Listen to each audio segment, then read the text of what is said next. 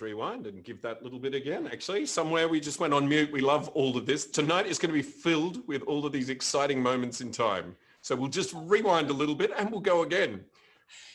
Well, I'm not sure when we accidentally got muted. But look, as everyone knows, normally we're at Sergeant's Mess, and that is just such a moving and inspiring and heartwarming event, as anyone who's attended knows. But look, to keep that wonderful spirit of community and connectedness, some of our members are holding small, COVID-safe impact parties. Impact parties. Like impact parties. Tupperware parties without the Tupperware. That's right. But we could be having one here, but it's just us. Yeah, so it is just you're us. at a much better party. So they were very impromptu, and I think it's probably how we will go from now on for a while. So I'd like to give a special hello to some of the parties out there. So there's Jane Barnes and friends at Mistral Avenue. Hi. And Anna Josephson and lots of friends there at Beauty Point. So hi to you guys. So Kirsty Gold and friends in Mossman. And hello to others of our management committee that are gathered. There's Wallace Fan in Hunters Hill, and Mark Wallace and Sally Guyot and Chris Lee. So look, thank you all. And I should also add that there are quite a few family gatherings happening tonight. So Zali's at one of the gatherings, and she's standing by to say a few words to us all. So Zali, thank you very much for joining us. You are quite a Zoom expert, I know, and I have been loving your Zooming with Zali live streams. So I know I can very confidently hand the Zoom over to you. Okay, well, hopefully you can hear me.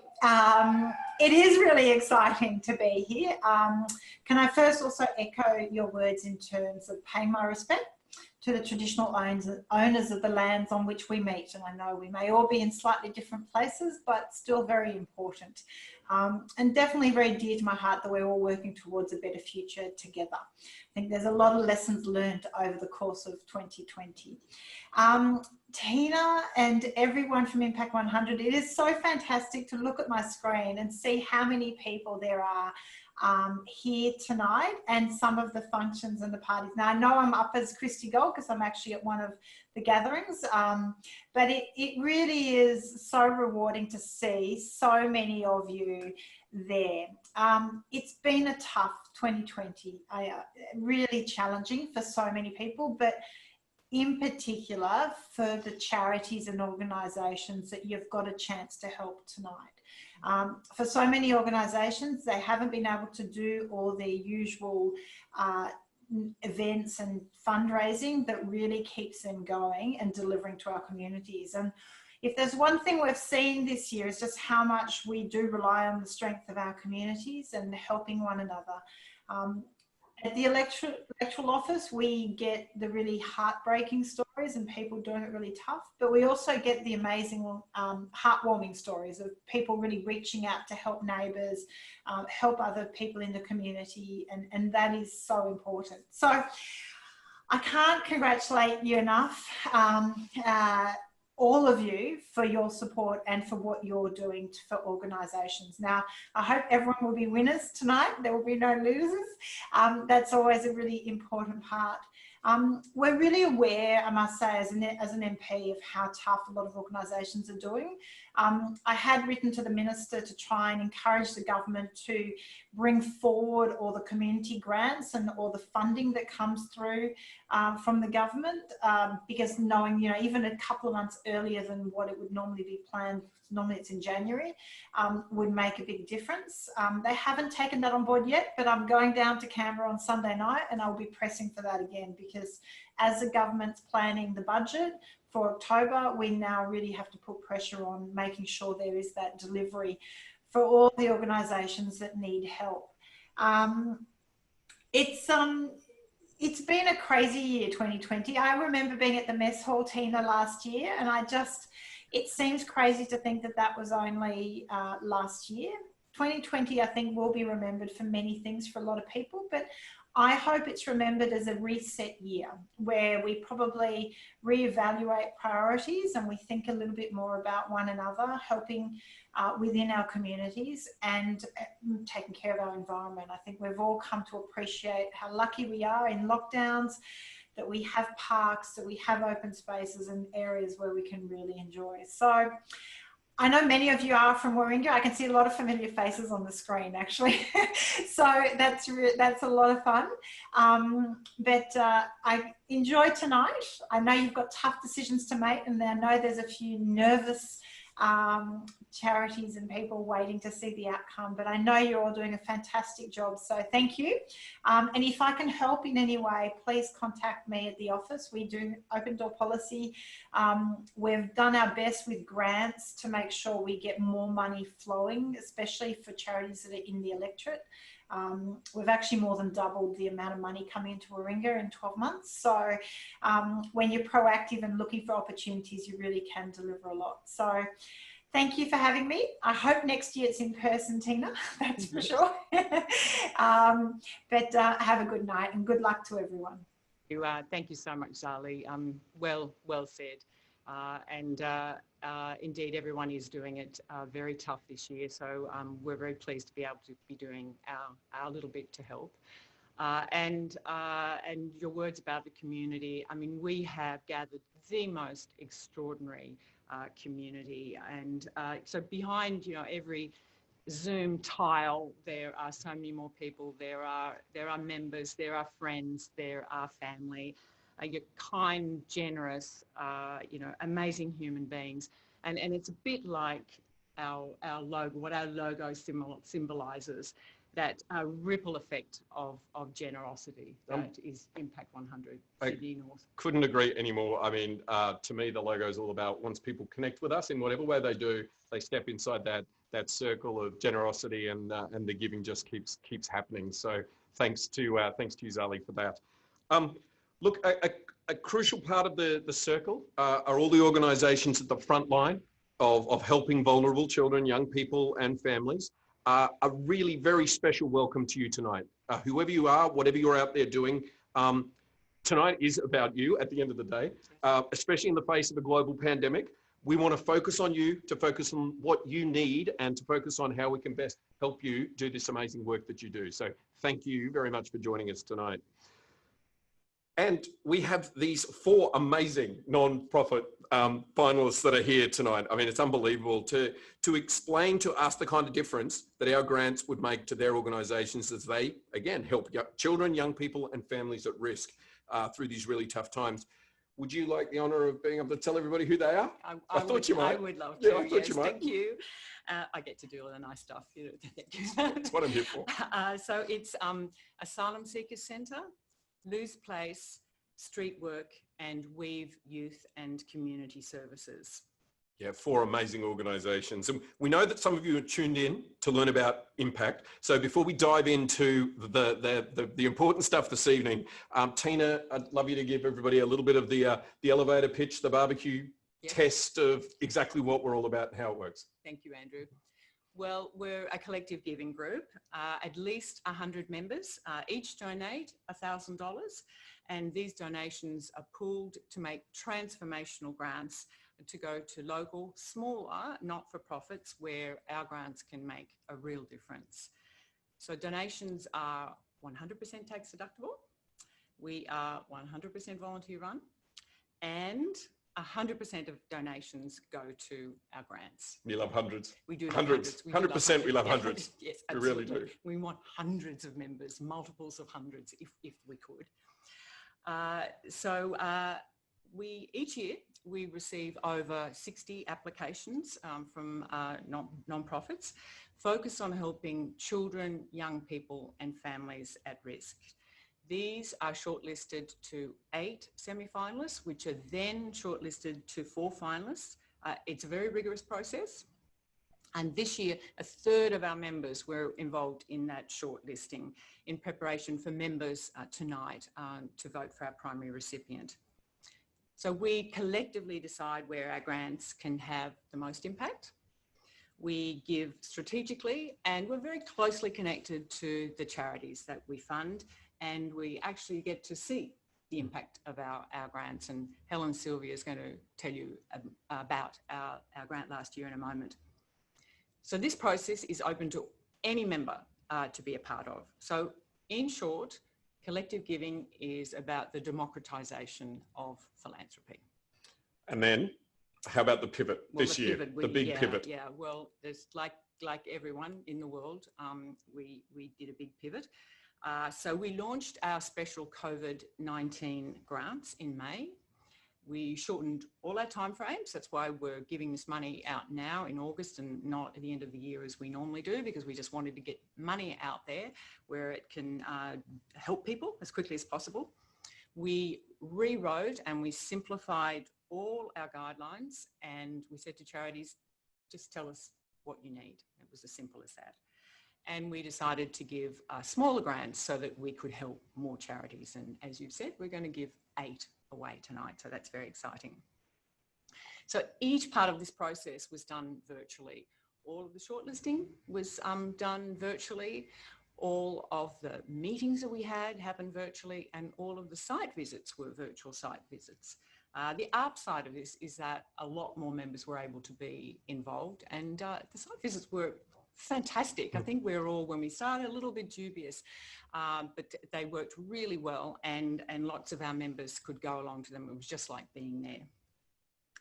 And so I am very delighted to announce that thanks to the generosity of our members, we have raised additional funds to give smaller grants to the 4 semi-finalists who missed out. So that's very exciting, and that's how we're getting to those 8 grants that I let the cat out of the bag a moment ago. Yeah. I wasn't going to say anything, but you did. You let it out. That's right. She's too excited. She can't help herself. I am so excited because it is a first. And when we say to those semi-finalists that we wished we had more money to give, and you know, you're all fantastic, it is so genuine. And so I was just thrilled that all the members rose to the occasion, and we're able to give those smaller grants to Dandelion, Jesuit Refugee Service, Phoenix House, and Taldamundi. And they're all online tonight. They're all joining us. So thank you for the wonderful work you do and for being part of our giving community. So let's just recap that now that you've let it out of the bag. So tonight we are going to, members are going to vote for who will receive our $50,000 primary grant. Yes. And the other 3 finalists will each receive $20,000 each. Yes. And then, as you've just said, the other 4 finalists will receive $5,000 each. So that's 8 grants all up. That is. That's just phenomenal, and so exciting for us to be able to do that. It's awesome, and congratulations to you and the team for all the work. It's amazing. It's thanks to our members. Yeah, indeed it is. So if you're moved by what you hear, please let them know in the chat. Talk to them about other ways of helping. This happens every year that we've been doing this. So maybe it's with further donations. It could be volunteering. It could be pro bono advice or services. We know that a number of members have already helped charities that they've met.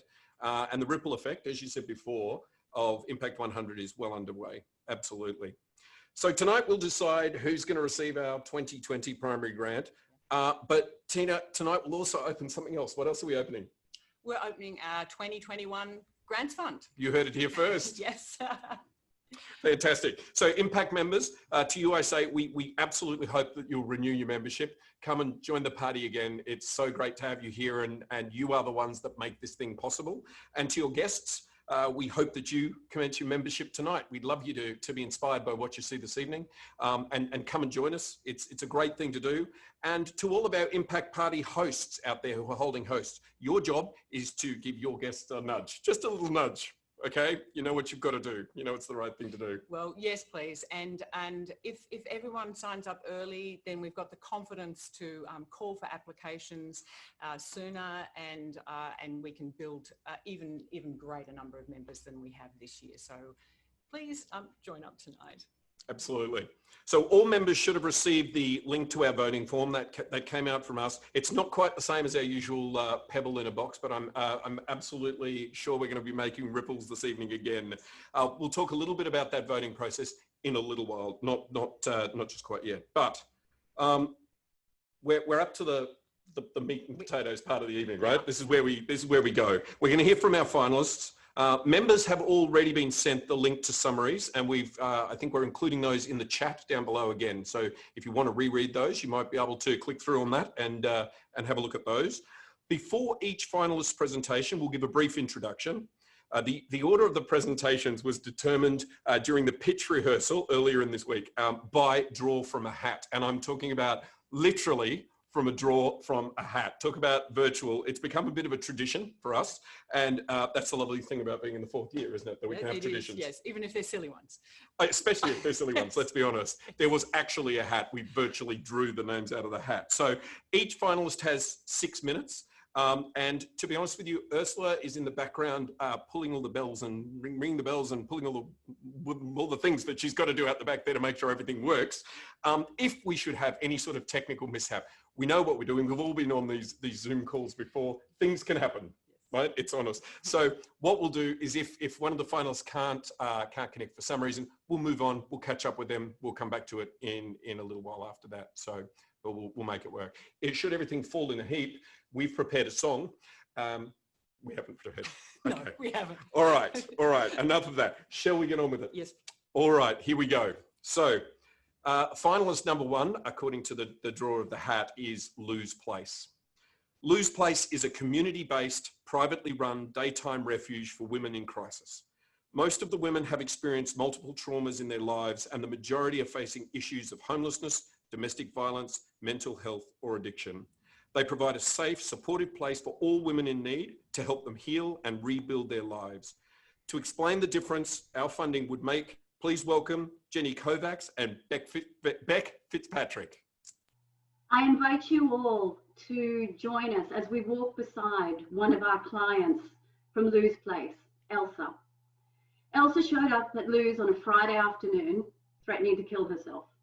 She had just escaped another serious domestic violence incident.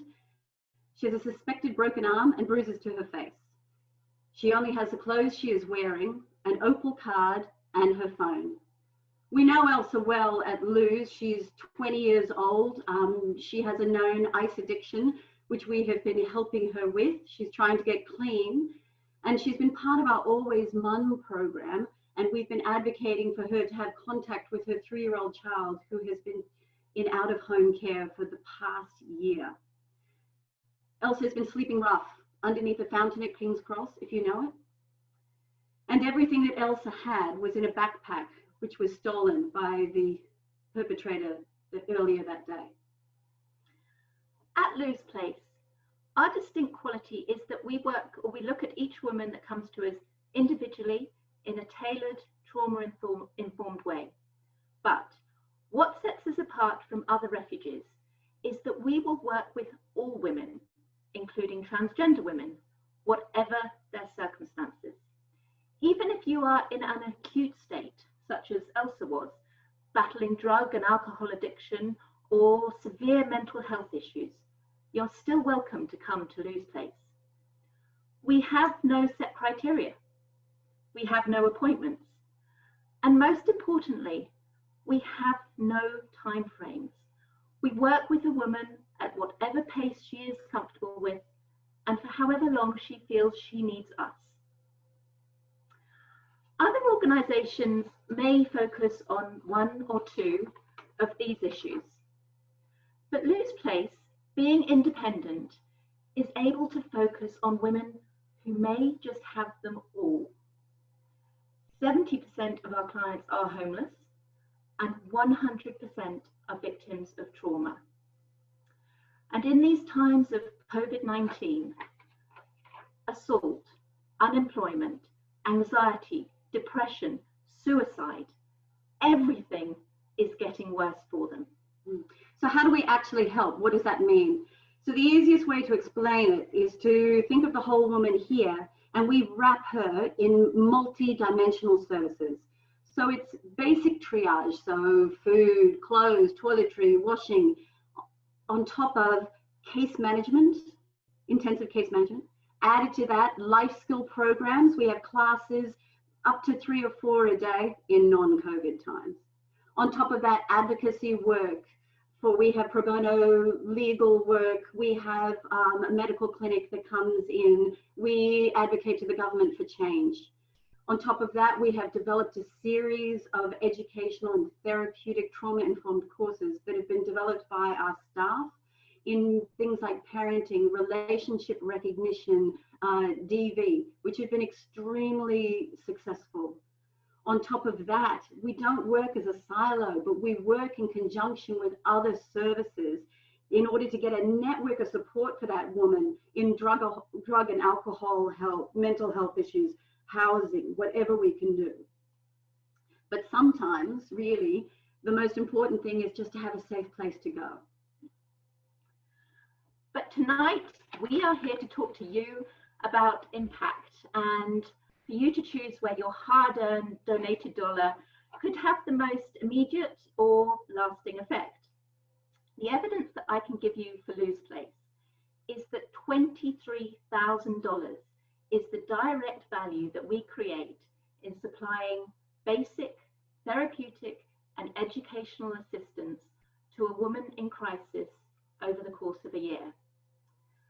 This amount doesn't include the money that we know we are saving the government, and also the impact that we're having on mental health services, prisons, hospitals, the police department, drug and alcohol programs, the whole spectrum of community services.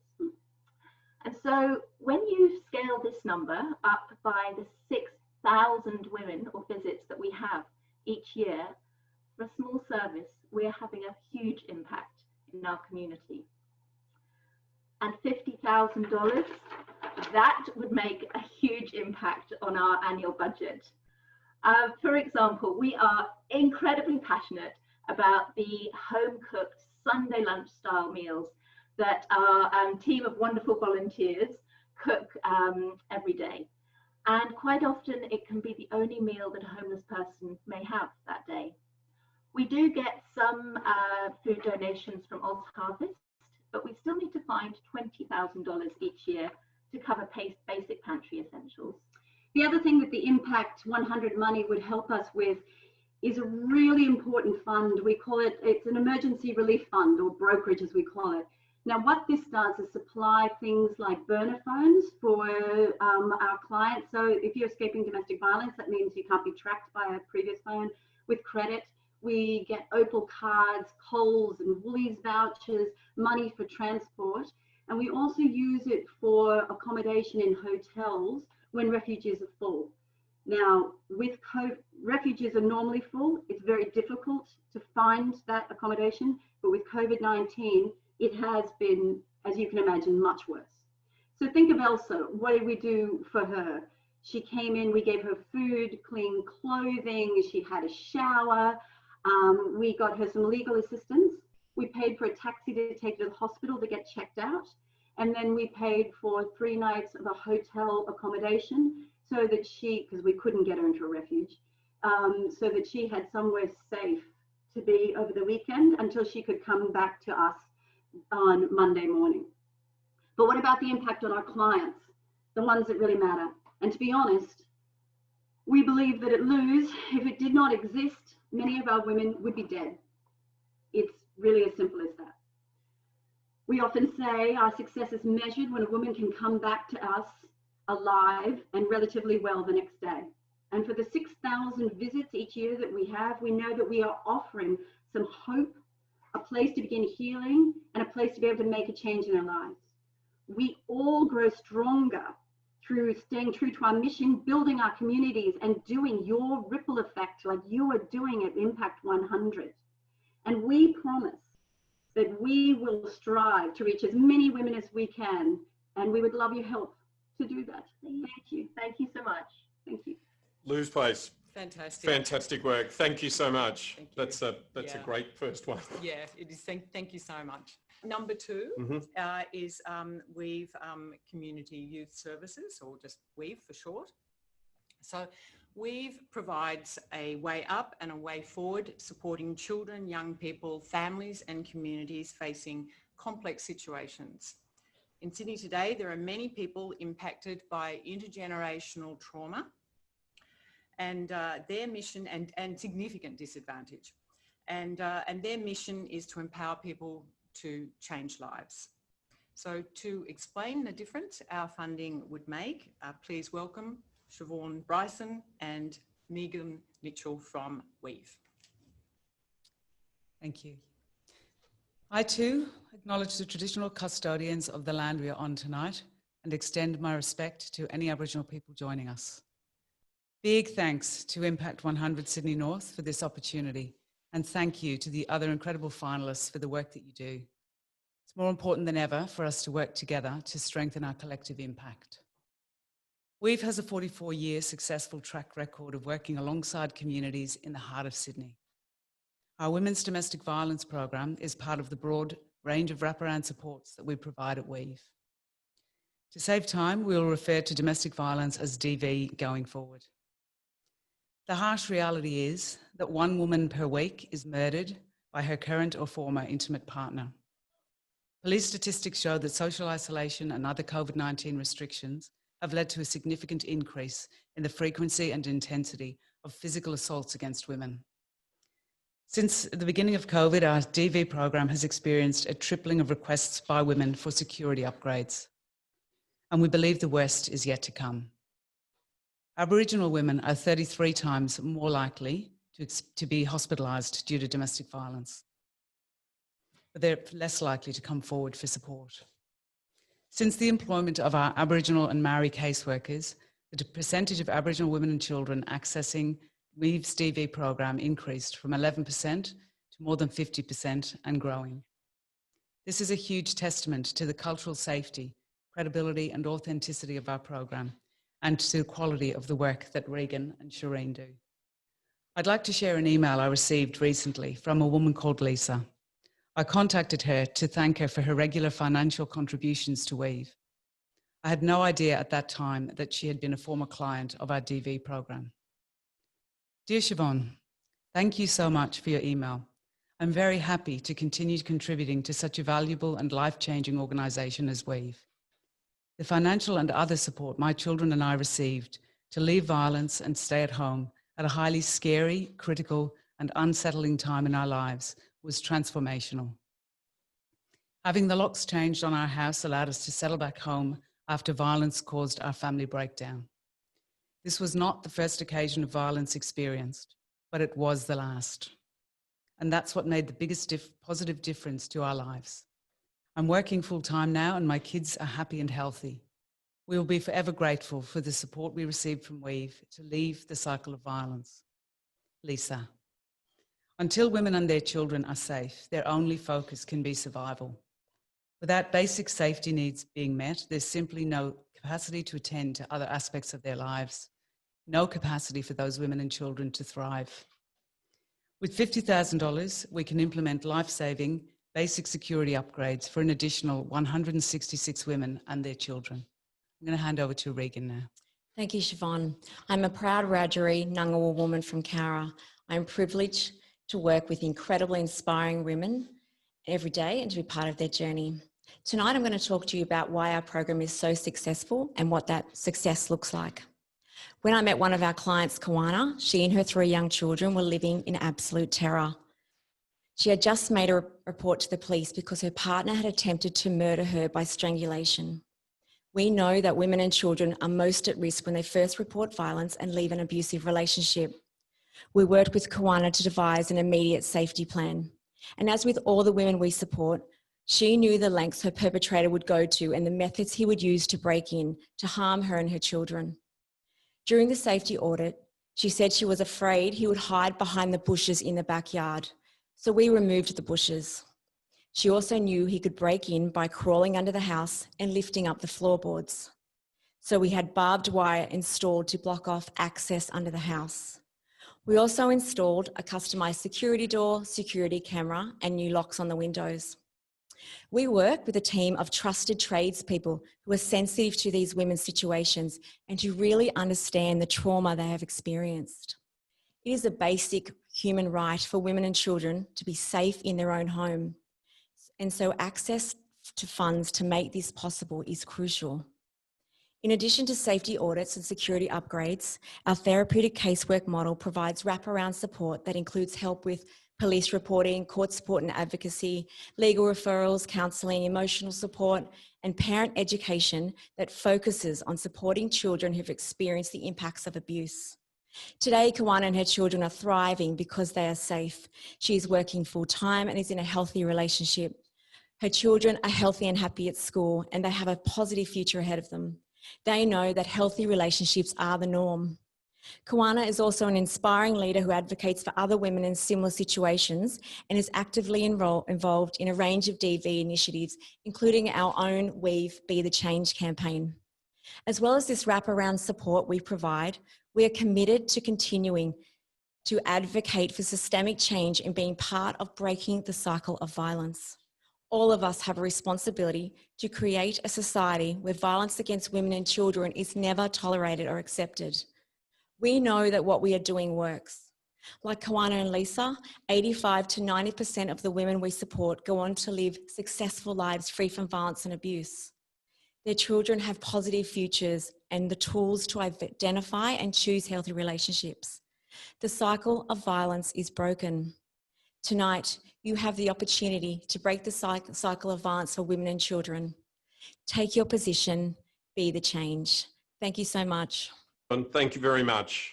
Yeah, Halfway there, yeah, great story. Amazing. Yeah. So we'll forge on, two more to go. So finalist number 3 this evening is Street Work. Street Work delivers prevention and early intervention services for at-risk young people aged between 11 and 25 in Sydney's North. They focus on 5 key areas: mental health, suicide and self-harm, youth crime, early school leavers not engaged in employment, and youth homelessness. To tell us about the difference our funding could make, please welcome Streetwork's Helen Banyu. At Streetwork, we support vulnerable young people in community to turn their life around. This year is a special year for Streetwork as we are celebrating our 40th year of operation. In order for you to understand or get a better feeling as to the services we deliver and the young people we support, I actually want to share Ryan's story with you. Ryan was referred to Streetwork by the police when he was 16. He never had a great relationship with his parents, and often any interaction he had with them ended up with a major fight. After a big night out, Ryan returned home and his father confronted him about the drugs that he found in his bedroom. As you can understand, Ryan absolutely lost it, yelling at his parents, abusing them, throwing things around the room, and even punching a hole in the wall near where his dad was standing. His parents had had enough. They called the police. Ryan was charged, and an AVO was taken out by the police on behalf of his parents. However, Ryan lived at home. He had nowhere else to go, and he was homeless. Together with his Streetwork youth caseworker, Ryan developed some goals. He actually wanted to get his anger under control, seek the specialist services that he needed for his drug and alcohol addiction. He actually wanted to get on better with his parents, and he wanted to find some stable accommodation. So together, they set a plan to actually reach those goals. He's in stable accommodation. He's actually enrolled in a anger management course, and he's actually now seeking the specialist services for his drug and alcohol addiction. Ryan often says to his friends and his family, if it wasn't for Streetwork, the outcome of his life would be totally different. He'd either be heavily addicted to drugs and alcohol, possibly turn to crime as a way of, funding that addiction, possibly in juvenile detention or in jail, or even worse, he says that he probably would no longer be around, he'd be dead because of his addiction. Streetwork works with vulnerable young people aged 11 to 25 because we know that with some support and some community connections to the specialised services that they need, young people are empowered to take control and change the trajectory of their life. We work with many young people like Ryan who are affected by many different risk factors. As in Ryan's case, he was affected by drugs and alcohol, homelessness, domestic violence, and poor mental health. Many of the organisations that refer to street work do so because they just find young people like Ryan too hard, too difficult, or actually too risky to work with. But we don't. In 2020, so far, 70% of the referrals that have been made to street work have come from a government department, including the police, education and schools, community services, and juvenile justice. What we're asking you to consider tonight is funding our Kickstart Early Intervention Mentoring Program. It's a one-on-one empowerment program where young people are actually in control of setting goals and developing plans to address the risk factors that are affecting their lives. We actually are supporting them to turn their life around. Up until now, I've been speaking to your heart. Now I actually want to speak to your head, all right, and actually share some amazing results and achievements that have been independently validated for us. 92 cents in every single dollar that is donated to street work goes direct to service delivery, where young people, just like Ryan, are actually supported. PwC estimates that based on our 2019 early intervention programs, we delivered $123 million worth of community return. Just in case you thought I got that number wrong, I didn't, $123 million. And we do this without any government recurrent funding. Now you might be thinking, how does that work? Well, we don't actually fit neatly into any bucket of what we would call government funding. We're not a homeless service, we're not drug and alcohol service, we're not a mental health service, we're not even a suicide prevention service. However, as was with Ryan's case, we cut across all of those organisations and the government just doesn't know how to provide us with any support. We also engaged with PwC to actually help us estimate what our social return on investment actually is.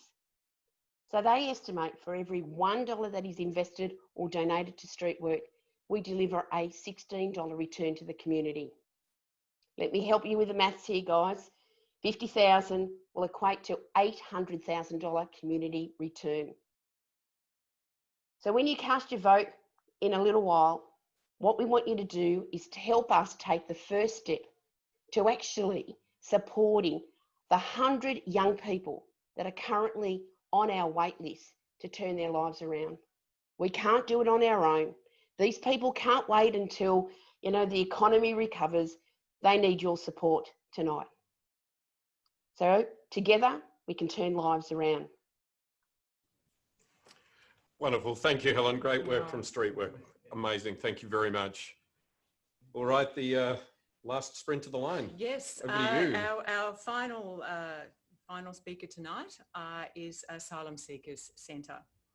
So Asylum Seekers Centre was established in 1993 as a place of hospitality and welcome, a safe place where those who have fled situations of great danger could come. Their services include accommodation, legal advice, financial assistance, education, food, material and recreational activities. So to explain the difference our funding could make, please welcome Asylum Seekers Centre, Christine de Guzman. Thank you for the introduction, Tina, and good evening, everyone. It is a pleasure to share with you tonight about our work at the Asylum Seekers Centre, Sydney. On March 23, our centre had to do something that it has never done before in the history of our organisation. COVID-19 forced us to close our doors to the public and to people dropping in without appointments. Before COVID, around 100 people a day would drop into our centre, either to have a meal, attend our health clinic, speak with their lawyer, or perhaps their caseworker. But most importantly, our centre is a place of welcome and safety for the 5,000 people we support, of which 1 in every 4 are children. It's a place where people seeking protection feel a sense of belonging, Closing our front doors because of COVID-19 has really challenged us to think of new ways to deliver our services, especially without the face-to-face connection we used to have and a significantly reduced number of volunteers. For us and our team, it is not a question of if we can continue to provide a sense of welcome and connection, but rather it is a question of how.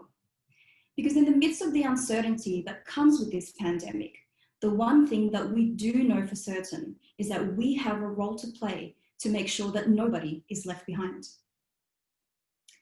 Let me share with you about Sarah's story. As the pandemic rolled across Sydney, Sarah arrived at our front door one day. Sarah is a 22-year-old woman who fled her home country of Rwanda and is waiting for a protection visa here in Australia. Sarah lost her job as a kitchen hand as cafes began to close. She was renting a room and fell 2 weeks behind in rent, which led to her being evicted. Sarah became homeless for some time and was sleeping on park benches, where she eventually got sick and developed a fever. With no money and no friends or family here in Sydney, Sarah found her way to the Asylum Seeker Centre and knocked on our closed door. Although the door wasn't physically open, our teams were still working, and I happened to open the door to Sarah that day. Within a few minutes of meeting her and without knowing her story, I could see that Sarah needed help. She looked absolutely exhausted, and the first thing she said to me was that she was hungry. We first followed all the safety measures that we have in place. Our nurse on site conducted health checks and arranged for a COVID-19 test. We gave Sarah a hot meal, and we organised a place for her to stay where she could safely isolate and wait for her test results. Sadly, this is just one story out of the many people who contact us in similar situations. Sarah lost her job because of COVID, which led to homelessness and destitution. She didn't have a safety net because people seeking asylum are not eligible for any federal government support programs. No JobKeeper, no job seeker. And her visa status meant she couldn't even access homelessness services. Sarah fell through the cracks. The demand for our services has tripled since COVID and only continues to increase. Your support of $50,000 will enable us to reopen our doors and continue to say welcome in a safe way and to respond to people who are falling through the cracks, like Sarah. Our reception team of volunteers are essential to this, and your contribution will ensure they have a coordinator to support them at the front lines. We will see more people face to face, not only in our centre in Newtown, but in a new pilot project we are starting in Auburn, closer to where people live. We will see people face to face because we know that when we actually meet with people, we are better able to see the early crisis signs of domestic violence, children at risk, and declining mental health. We need your help to take these next steps and to ensure that there is always someone there to open the door. There are 40,000 asylum seekers living in New South Wales and waiting for a safe home. These are individuals, families, and children here in our very own communities and not in some distant foreign place. They could be your neighbours or the people you work with. Despite being impacted by COVID in the same way as anyone else, people seeking asylum have been left out of all federal government support programs and are falling through the cracks. They have no safety net to fall back on, except for organisations like ours and individuals like you who want to say welcome to vulnerable people and not leave them out. Your support will open the door for 100 people each day.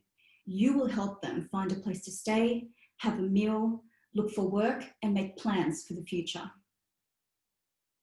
Let me tell you what's happening with Sarah now, the story I shared earlier. After she was cleared of COVID, Sarah moved into our temporary supported accommodation. Her health improved, she gained her confidence, and she returned to her love of cooking by making delicious meals for the other women she lived with. Sarah's food is that good that when she shared the news with the other women that she found more permanent accommodation, they didn't exactly welcome the news at first because they would miss her gourmet cooking. Having an open door is not just a building status, it's a philosophy. With no other safety net for asylum seekers, you can help us be the place of welcome. Together, we can make sure that nobody in our community is left behind. Thank you. And thank you, Christine. Well, there you go. Another amazing one. There you go. There's your 4 finalists, everyone. That should make it easy for you. I'm sure that's just so tough, isn't it? So you're going to disappear back into the control room. I am. Go and officiate over everything and make sure that that's handled very well. We're about to get into voting, ladies and gentlemen. That's the time that we are up to now. All right. With the other sort of half of our 10-minute sort of allotment here, we'd like to be able to touch base with WAGEC. It's my pleasure again to introduce Helen Silvia from WAGEC. Now, they are the recipient of our 2019 $100,000 primary grant, and I'll just do a little introduction, and then I'm gonna hand over to you, Helen. So, WAGEC was established in 1977 to deliver a range of crisis and early intervention accommodation and support services to women, children, young people and families who are experiencing or at risk of homelessness and or domestic and family violence.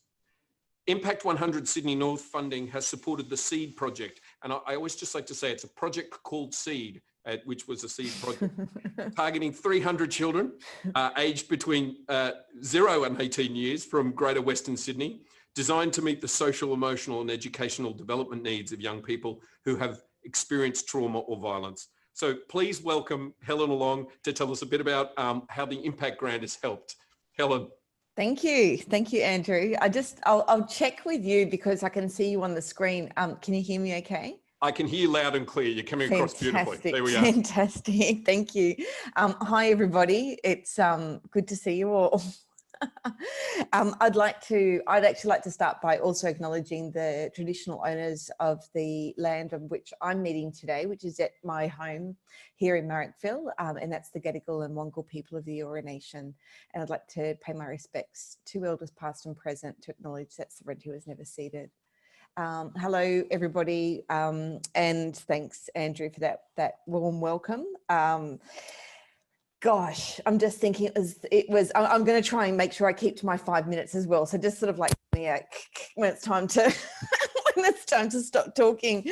It's hard to think. So it was November last year that Chloe and I turned up to this beautiful dinner at the yacht club and on the harbour, and what a different scenario we find ourselves in just 9 months later. I just want to express my absolute gratitude and respect to the 4 finalists tonight. I was just actually, while everyone was voting with their metaphorical pebbles, I think last year it was a literal pebble, I was on the phone to Chloe, who was with us last night, and talking about how different it is, and also talking about the fact that all 4 orgs I know, and you know, Lou's Place we work with closely, and Weave as well, and I know Street Work from a previous life in this, working in this space, and of course the Asylum Seeker Centre we work with as well. So just personally from me, my greatest respect to you all for the work that you do in the community. It's wonderful. And on talking about great respect and thank you, I do want to say a very sincere thank you to everybody involved in IMPACT100. It's been a blast from WAGEC's perspective to have had your support over the past, I think it's been 9 months since we were fortunate to be awarded the grant last year. And of course, it was many months before that in the lead up to it, and getting to know many of you and the brilliant work that you do in the community, and just how deeply you are embedded and attached to the organisations that you support. It's been wonderful, and I hope that this, even though that we're sort of the outgoing recipient of the grant, that it's not a goodbye forever, that we can sort of stay in touch with many of you, and to thank you for the support, because it has been truly impactful, and in ways, perhaps in some ways that we hadn't anticipated would be so impactful, but it's great. So WAGEC, as Andrew said, we've been around for 40 odd years, and really we're delivering tertiary services and crisis services to women and children in the community, mainly within sort of the Sydney and sort of outer Sydney reaches who are experiencing homelessness and domestic and family violence. And the SEED program that the IMPACT100 grant was helping to fund is directed at our children and young people.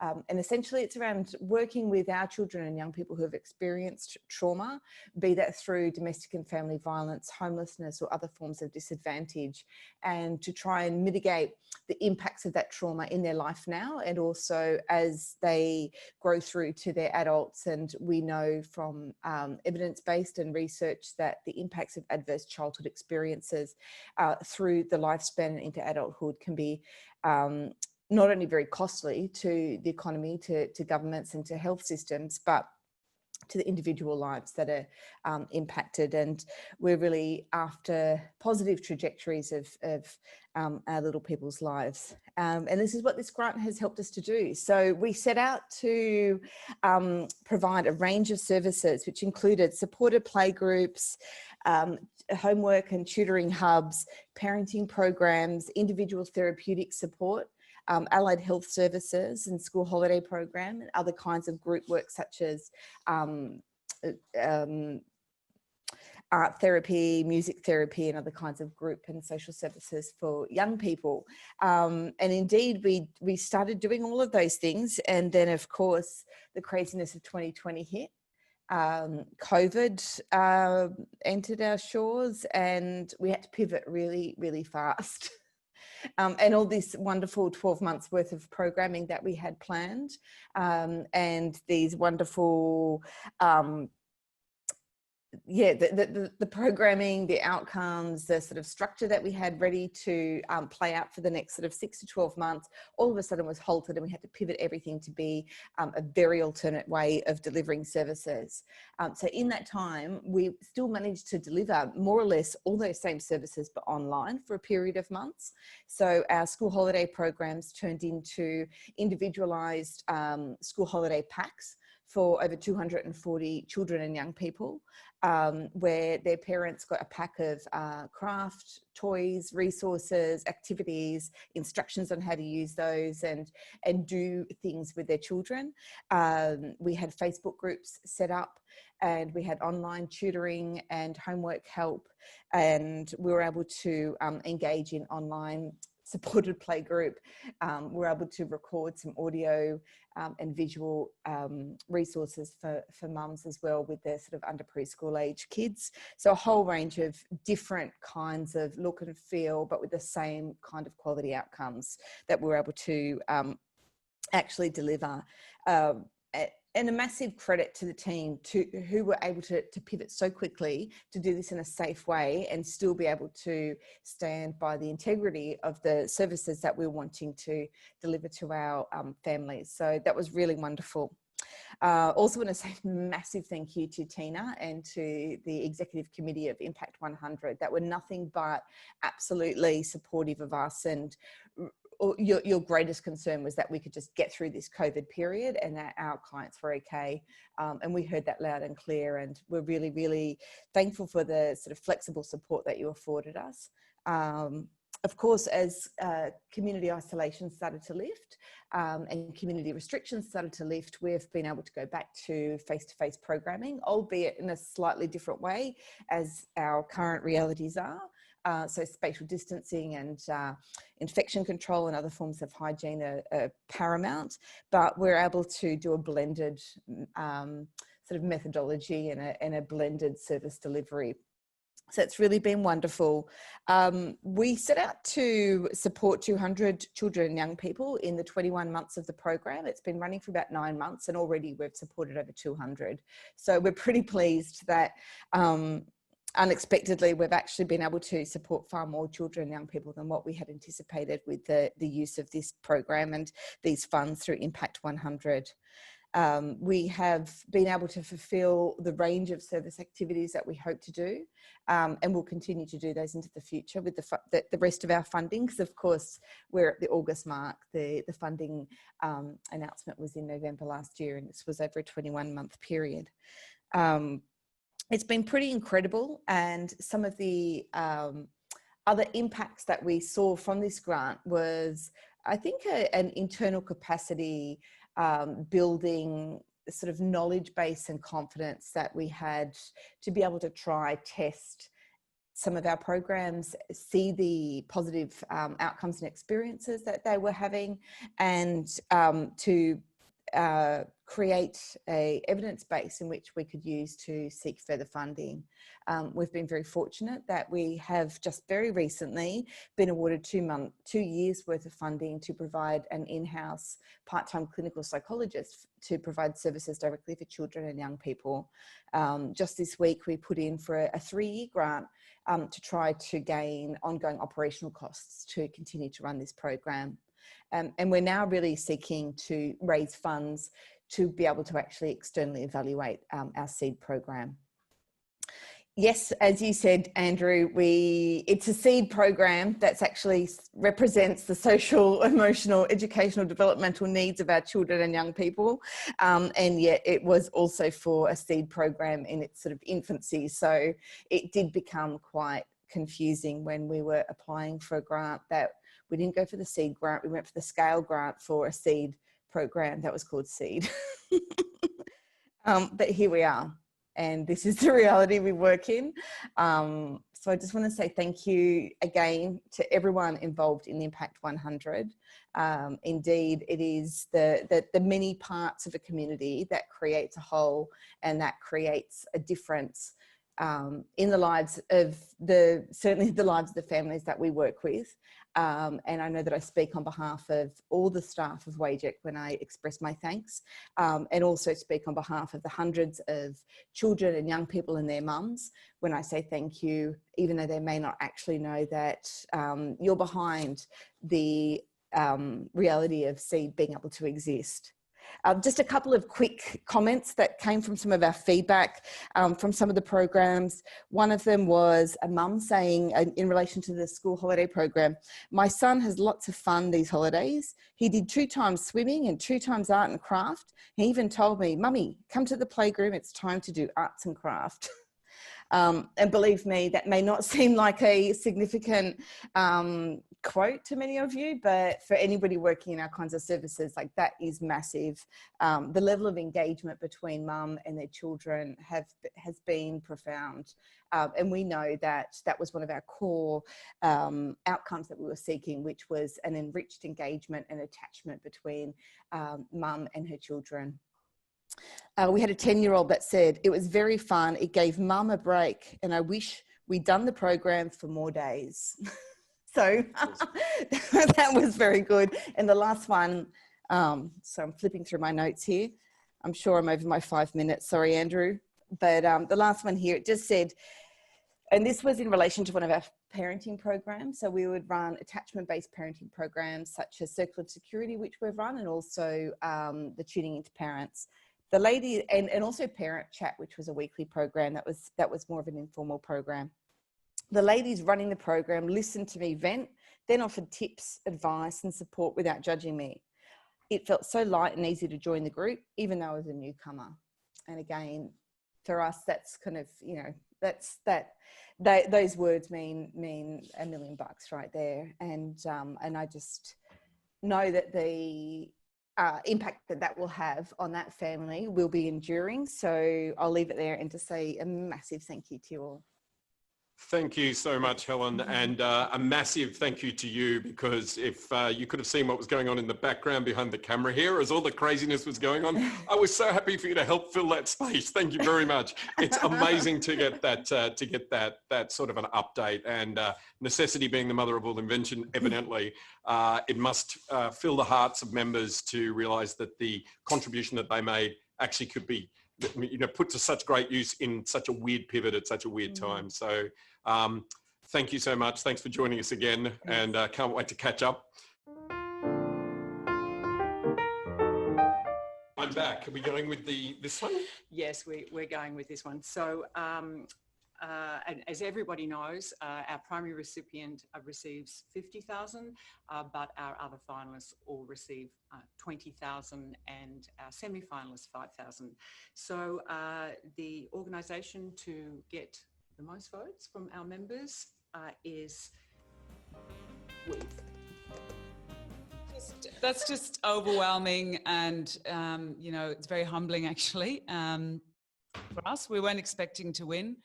or to receive the most votes, because, you know, everyone's a winner. Everyone's doing incredible work. You guys had such a difficult job choosing between the 4 incredible finalists that you had to choose from. Lou's Place does incredible work, Asylum Seeker Centre, street work, and you heard from Helen, you know, WAGEC, Helen, wonderful colleague in the community with us too, all of us together, really, you know, I don't know how you chose, to be honest. Such critical work, such valuable work that we're all doing. And I can echo what Helen said about the experience of working with the team at IMPACT100 Sydney North. It's actually been a really lovely experience with some genuine, compassionate, kind and generous, all of you, kind and generous, authentic people who have been a pleasure to work with and get to know. You know, we can't do the work that we do, any of us, Lou's Place, Asylum Seeker Centre, street work, without people like you help, you know, working alongside us to, you know, achieve the change that we want to achieve and the impact that we want to achieve. So all of you tonight, thank you. I'm going to hand over to Regan to say a couple of words here, because I think she's a pretty key in our DV program. She's a gun. Bad word for DV program, sorry. But whoops. But yeah, she's incredible. And the work that they do every day, that we all do at Weave every day is really life-changing. And the work that all of the finalists do every day is life-changing. So thank you all for being part of being the change with us. I really appreciate it. Yeah, thank you so much. We're so excited. No, we didn't expect to win. And congratulations to all the other finalists. It's just been like a beautiful journey for us. It's been so exciting and a pleasure to work with you guys as well. But yeah, like I said, I guess when I did speak, the security stuff actually is life-changing for families. You know, it is such a basic thing for us to be at home and go home and be safe, but it's such a luxury for the women that we see, and it really does give an option to be able to leave a relationship and start new. So just, yeah, thank you again for your generosity. Yeah, we're very humbled and very, very excited. As Tina knows, I get very excited on my emails. Thank you so much. Congratulations, Yes, just awesome, and congratulations to everybody that was involved. So we do actually, here we are, we've got certificates, which we're gonna drop these round, guys, sometime, and so every year we normally have amazing photographs from the event at Sergeant's Mess, and we've got no photographs this year. So I just should say, if you're at home at a party, don't forget to be taking photos and to give them to us, and we'll come and visit everybody with the certificates and congratulate you in person. Look, I'm just wondering, do we have a moment to just do a quick flyby, maybe Asylum Seeker Centre? Yes, absolutely. Look, thank you everyone for, I guess, this evening. I first want to acknowledge my fellow finalists. It is such an honour to have reached this stage with you. I'm absolutely blown away by the work that I heard tonight, and yeah, it was really wonderful to hear everything that's been going on. To the IMPACT100 Sydney North members, thank you for giving us all this opportunity to share the work that we've been doing. Thank you, Tina and Andrew, for just guiding all of us finalists, and especially to the planning committee behind the scenes. This night couldn't have gone without you guys. So it's been an incredible evening, and I'm sure all of us finalists can just breathe a sigh of relief now that we've shared our work. So thank you once again. Oh, well, thank you. And Helen at Street Work? Absolutely. Thank you, everybody.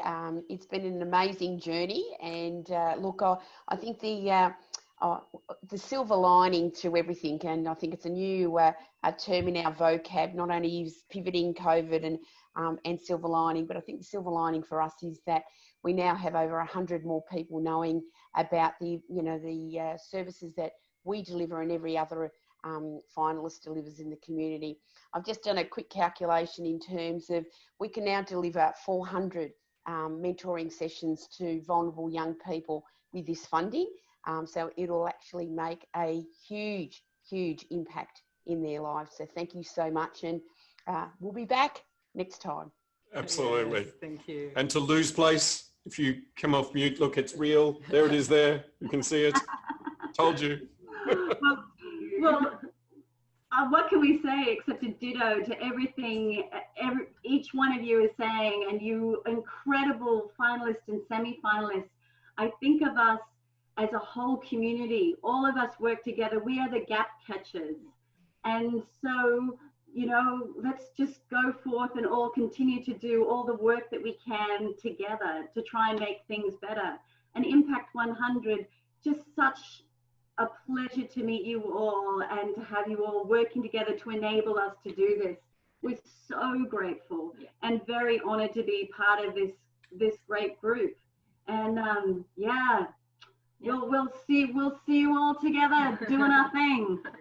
Thank you. Fantastic. Well, we are very, very grateful to you, to all our finalists, and I'd just like to give one more shout out to our 4 amazing semi-finalists who, as I mentioned, also are going to receive $5,000 each, and that's Dandelion, and they've been one of our finalists before, so I think some of our members already know the great work that they do. The Jesuit Refugee Service, Phoenix House, again, I think many of our members know about them as well, and Taldamundi. So congratulations to the 4 of those, and really from the bottom of our heart, I mean, what we do, of course, is for you. So thank you. Absolutely. Probably my final shout out for tonight is join up again. You members are incredible. It's without you, we can't do what we do. So please join up again. It gives you that lovely feeling in the bottom of your heart, doesn't it? And anyone out there that's thinking about it, please follow that link, jump in. We'd love to have you on board. And I'll leave the last word to you. How about that? Well, the last word has to be thank you to you, Andrew. Well, not quite the last word, but one of the last words. There has to be a very last word. Tina, thank you so much. Without this, we would not be here. Without you, we would not be here. And there's a large clap for both of you. Thank you so much. Wow, okay, thank you. That's one of the delights of Zoom, isn't it? People, gotta love a Zoom bomber. Got to love a Zoom bomber. Thank you so much, Jane. And Jane is, you know, part of the heart and soul of Impact, and we have many of our events at Impact, and hopefully many more. So so thank you so much, Jane. And so yeah, again, another thank you to you, and I really want to thank our team behind the scenes, Ursula Hogman, you can't see her, she's just waving, and also Kate Saunders, and also a huge thank you, he'll be up on the screen there somewhere, is Chris Lee, who has done so much work on the grants team, and Chris, I'm so grateful. Thank you very much. So congratulations again to all our finalists. One final plug, please do join. I'm sure from what you've heard tonight, all these wonderful organisations need our funds. So please join up again for 2021 because I mean there are many uncertainties ahead of us, but one thing we absolutely know for sure that our giving community is going to be needed more than ever. So please stick with us. Please renew if you have been a member. And thanks again to those that have been here right from the very foundation of Impact 100 Sydney North. If you're thinking about it, please take that step. So I think we brought it in a little bit early, which is fantastic. Thanks for joining us, and hopefully we'll see you in person next time. Good night, everybody.